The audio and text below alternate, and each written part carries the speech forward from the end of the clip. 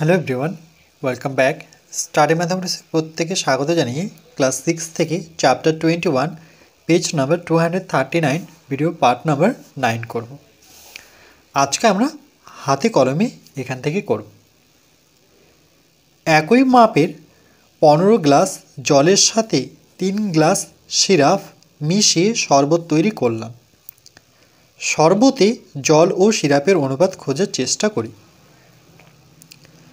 অনেকগুলি সমান মাপের লাল ও নীল বর্গক্ষেত্রাকার কাগজ নিলাম।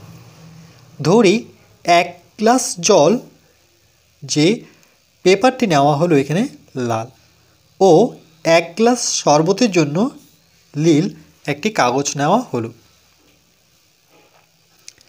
তাহলে 15 গ্লাস জলের জন্য হচ্ছে লাল, তাহলে এরকম 15টি লাল কাগজ 1 2 3 4 5 6 7 8 9 10 11 12 13 14 15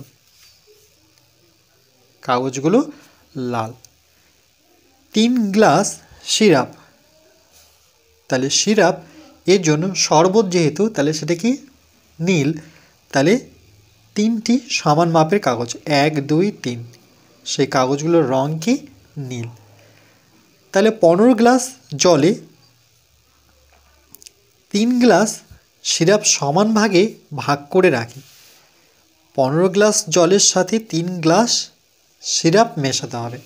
তাহলে হিসেবটা এরকম যে 15 গ্লাস জলের সাথে যেহেতু 3 গ্লাস সিরাপ মেশাবো, তাহলে 3 দিয়ে 15কে ভাগ করলে 3 5 15। তাহলে আমরা কি করব, 5টি করে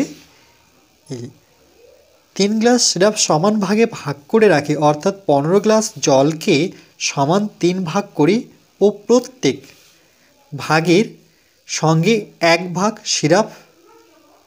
করে সিরাপ মেশাই।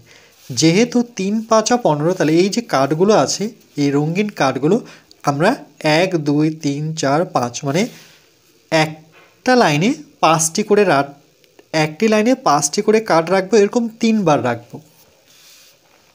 1 2 3 4 5, এখানে একটা 1 2 3 4 5 দুবার 1 2 3 4 5 মানে 5টি করে আমরা 3 বার সাজাবো।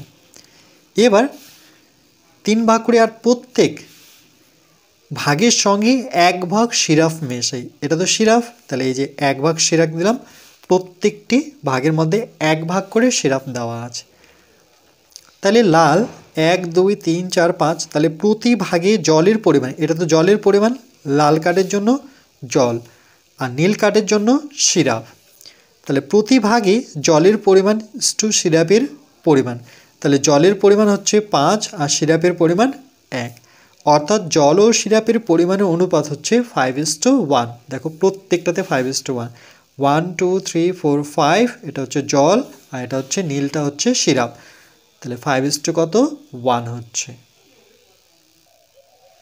এরপর পেজ নাম্বার 240।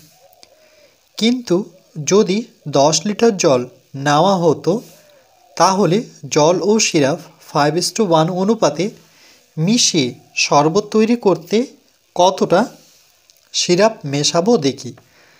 ধরি 1 লিটার জল এর জন্য লাল একটি কাগজ, 1 লিটার সিরাপের জন্য নীল একটি কাগজ। জলের পরিমাণ টু সিরাপের পরিমাণ, তাহলে 5:1। প্রতি 5 লিটার জলে 1 লিটার সিরাপ মেশাবো। প্রতি কথার অর্থ হচ্ছে 5 লিটার জলে 1 লিটার সিরাপ মেশাবো। তাহলে 5 লিটার জলের জন্য একটি লাল কাগজ, তাহলে 1 লিটারের জন্য একটি লাল, তাহলে 5 লিটারের জন্য কটি কাগজ হবে, 5টি কাগজ হবে, 1 2 3 4 5। আর যেহেতু 1 লিটার সিরাপ মেশাবে, তাহলে তার সাথে 1 লিটার কি সিরাপ রাখতে হবে। এরকম কত লিটার জলের কথা বলেছে, 10 লিটার জল।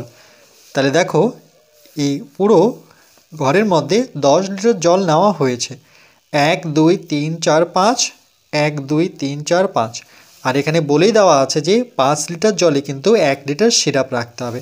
তাহলে এখানে 5 লিটার জল, তার সাথে 1 লিটার সিরাপ, 5 লিটার জল 1 লিটার সিরাপ, তাহলে 10 লিটার জল নেওয়া হয়েছে, তাহলে 10 লিটার জলে কতগুলো সিরাপ নিলাম? 1 2, অর্থাৎ 2 লিটার। তাহলে সিরাপ লাগবে, এখানে একটা রঙিন কাগজ নীল কাগজ, এখানে একটা নীল কাগজ, তাহলে দুটো নীল কাগজ, এই জন্য 2 লিটার। তাহলে 10 লিটার জল যদি নিচ্ছি তাহলে 2 লিটার সিরাপ, যদি 5 লিটার জল নিচ্ছি তাহলে 1 লিটার সিরাপ। যদি এভাবে 15 লিটার জল নিই তাহলে 3 লিটার সিরাপ হবে, কেন কি আরেকটা আসবে।